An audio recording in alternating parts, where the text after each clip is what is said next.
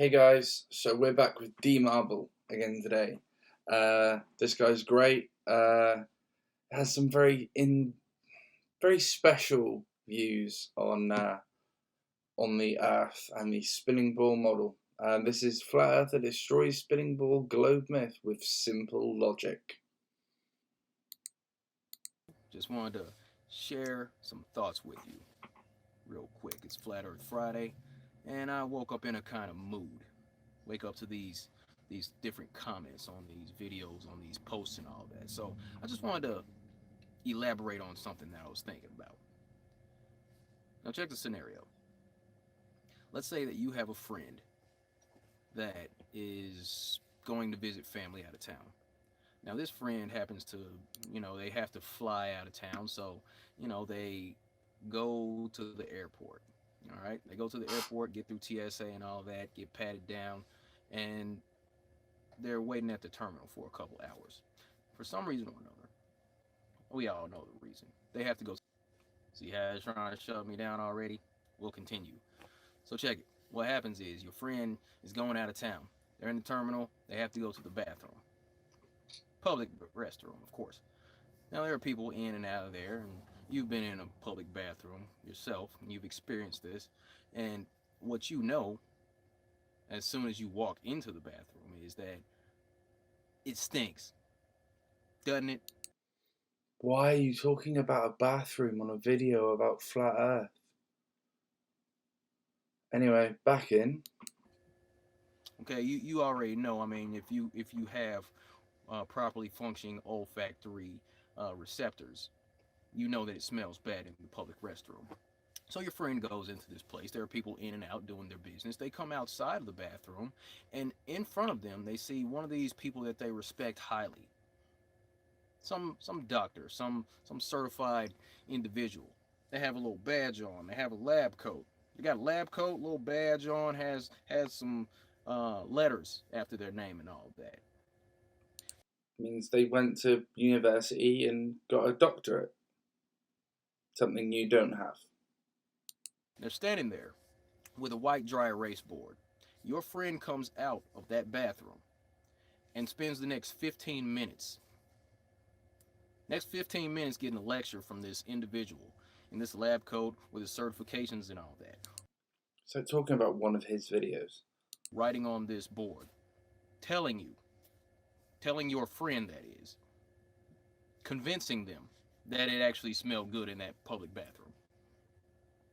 Now, your friend, because they respect this person and because this person's an expert in their field, they've submitted their intellectual superiority. They've submitted to this priest of scientism because they have a better understanding. What is this guy going on about? Like, what? You cannot compare someone going, a toilet doesn't stink, and also compare that to, there's not going to be any evidence that that toilet doesn't stink. The only evidence you're going to have is evidence that it stinks, because someone will have gone in there. So you, no matter how much that guy talked about it, you'd still say it stunk. Of these things. I mean, they got certifications, man. They got a fancy piece of paper hanging up on the wall. All right, so your friend is now convinced that the public bathroom actually smells good, regardless of what they experienced. They know it stinks in there, but this person that's so certified, that's so qualified, so intelligent, they've convinced this person that it actually smells good in the public bathroom. Now your friend comes back to you, and they're trying to convince you that it actually smells good in the public restroom. You, in your experience, you know that's really not the case. You know that. You've walked in there. You know it smells bad. But your friend starts to try to convince you because this smart guy said it smells good. So they start to argue with you. And they start to tell you, It does smell good. I mean, this person, and look, here, I actually recorded what the guy said. I'll show you the video from the 15-minute lecture that they gave me.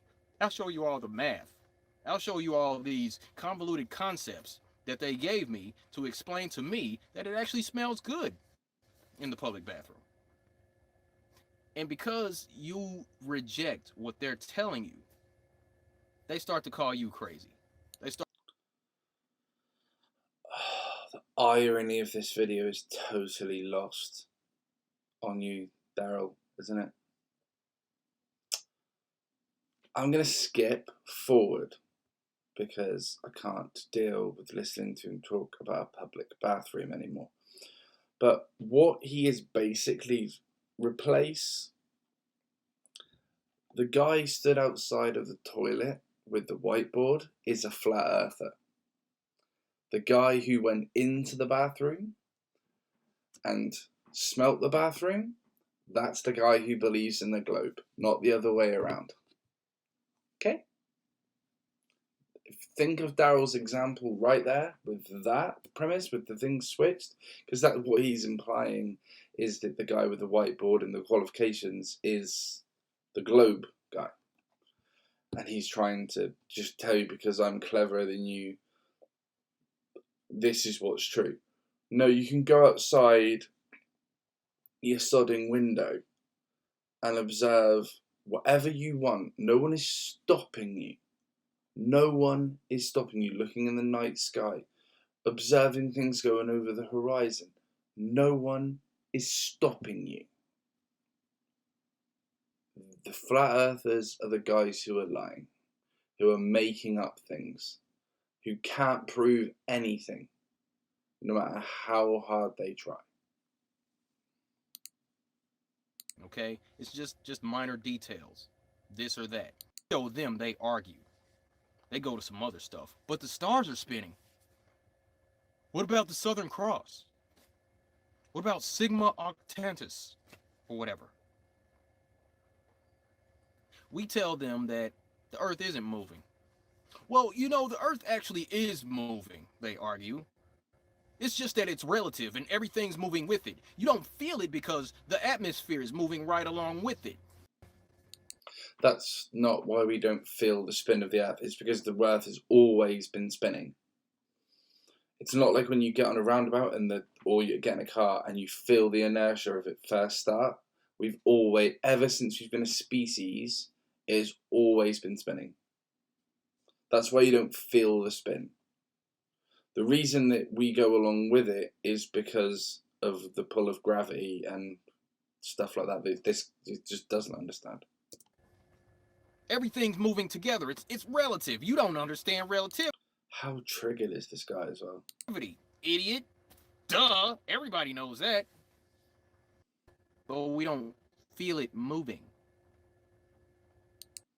I explained a minute ago why you don't feel it moving.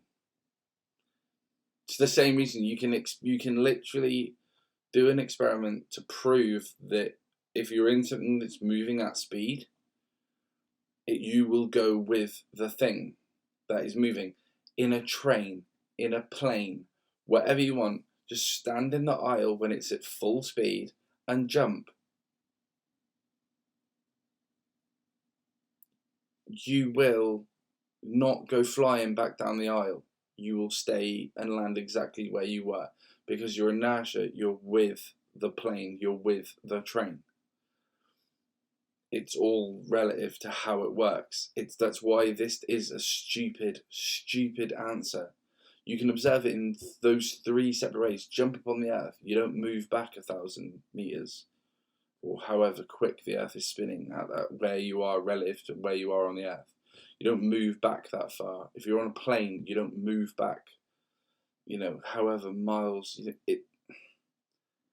You can't just say that I don't feel it spinning, so it's not spinning. That's stupid.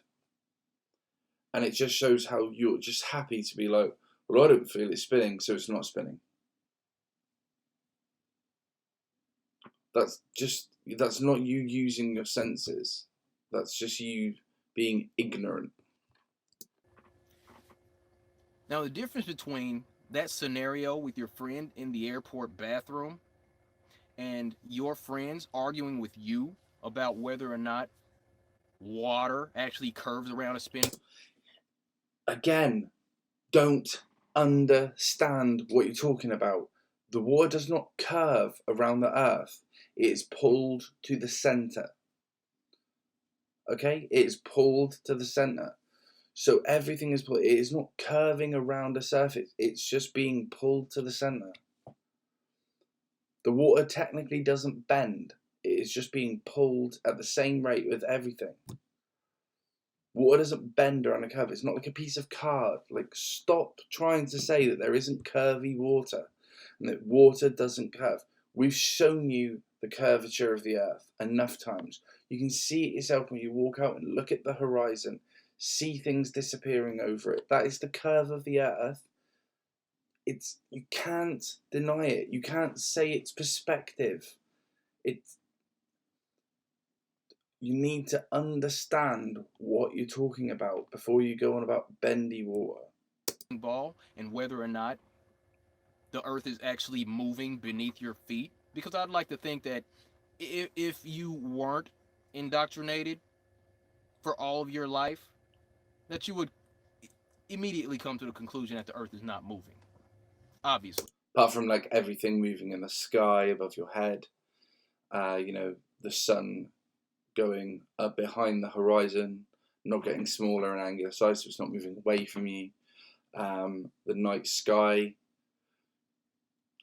moving, the stars, Polaris, the North Star, everything rotating around it. No. So you just want to think that that's all a light show in the sky. It's not a belief system that I believe in the globe. I've looked at different things and just made up my own mind. You have a right to come up with what you think, but you cannot be just calling any evidence that does not support what you think fake, or just people don't understand. The evidence for the globe is undeniable. I mean, no one is making it up. You're perfectly happy with some science, though, like the science that allows you to use your computer or your phone. Or I imagine that if you got cancer, you'd be totally okay with the science that invented chemotherapy or any drug that you use.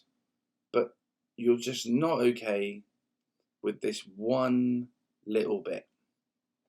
And you argue about maths, but yet you're okay with anything else that uses math.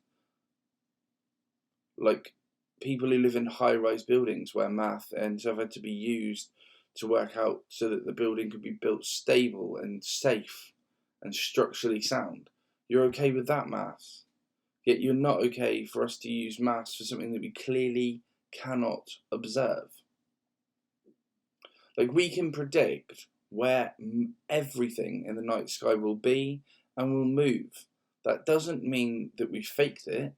That just means that we've spent a long time looking at information, processing that information, testing it and getting it wrong. That's what you don't realise. We didn't just come up with these theories and these ideas that are now proven to be correct.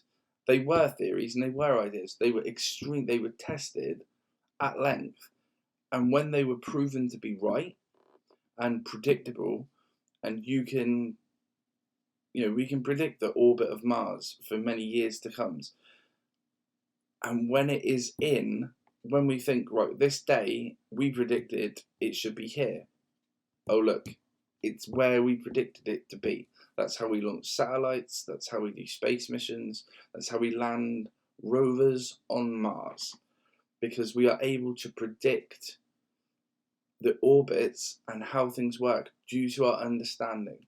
We didn't get it right the first time. That's why many years ago, people thought the Earth was flat. However, when they went out into the world and they started looking at stuff, they realised it wasn't flat. So they had to come up with another model because the flat Earth model was wrong. It's that simple. But because we've all been indoctrinated with this lie since we were children, since we were babies, before we could feed ourselves, we've been told that the earth is a spinning ball. Yeah, because I tell my son that every day, actually, that we live on a spin. What? The indoctrination was stretched out a little longer than that 15-minute lecture that your friend got at the airport, convincing them that it smells good in the public bathroom. The indoctrination that we live on a spinning ball, it's been a constant barrage for years and years. Even today, you're going to see globes. You're going to see globes in business logos. You're going to see a globe. D, I'm going to skip again, dude. This world has been indoctrinated with this nonsense. They come and call us crazy. You're trying to convince me that it smells good in a public bathroom? No one is trying to convince you that it smells good in a public bathroom. No one.